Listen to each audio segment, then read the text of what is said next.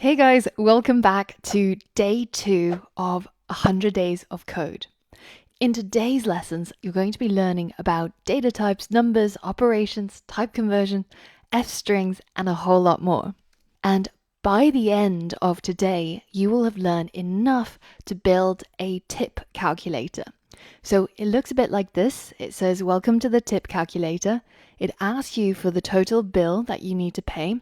So let's say it came to $124.54. We hit enter, and then it asks you what percentage tip would you like to give.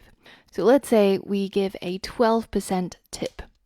And it asks you finally, how many people do you want to split the bill between? So let's say there's 5 of us having the meal. Now it's going to calculate what each person should pay, taking into account all of these pieces of information that you've put in. So I know that I'm pretty bad at maths, especially when it comes to splitting bills.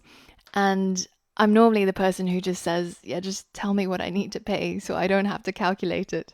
It's like the bad at math tax that I pay.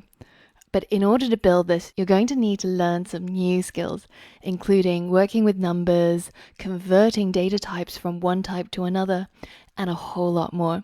So if you feel like you can tackle this no problems, then feel free to skip today's lessons.